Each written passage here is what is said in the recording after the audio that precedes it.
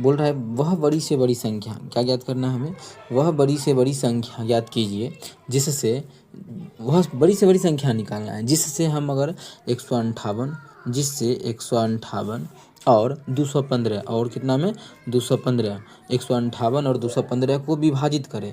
वह बड़ी से बड़ी संख्या निकालना है जिससे अगर इसमें भी भाग कर दें 158 में और किसमें भाग करें 215 में, तो शेषफल जो है 4 और 5 बचता है कि क्रम से।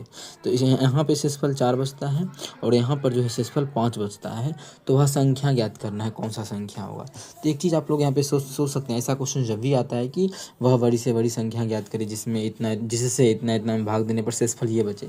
इसका कहने का ये मतलब है कि 158 में अगर हम उस संख्या, कोई भी एक बराबर बड़ी से बड़ी संख्या है, 158 में अगर भाग करते हैं 4 से, सॉरी उस संख्या से, तो ये हमारा शेष बचता है। क्या बचता है, शेषफल।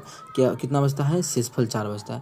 इसका मतलब है कि शेषफल 4 बचता है। अगर हम इस संख्या को घटा दें, इसका मतलब है कि 154 में पूरी भाग लग रहा होगा। ये तो समझ में इतना आ ही रहा है कि अगर 158 में भाग करते हैं 4 शेष बचता है, इसका मतलब है कि 154 में पूरी भाग लग रहा होगा।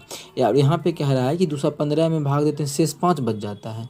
इसका कहने का अर्थ है कि दूसरा जो हमारा 10 है, इसमें पूरी भाग लग रहा होगा उस संख्या से। जो भी बड़ी से बड़ी संख्या है उससे 154 में भी पूरी भाग लग रहा है और उसी संख्या से 210 में भी पूरी भाग लग रहा है। तो हो गया, हमसे बड़ी से बड़ी संख्या बोले तो इस दोनों का आप लोग क्या करना है, HCF निकाल देना है। इस दोनों का आप लोग HCF निकाल दीजिए, वही मेरा आंसर हो जाएगा। बात समझ में आ गया। ऐसे आप ऑप्शन से भी चेक कर सकते हैं कौन सा ऑप्शन है जो कि इस पूरे दोनों को भाग डिवाइड कर देगा। जैसे माने 18 को चेक कर लीजिए, क्यों 18 में 3 से भाग लग जाता है।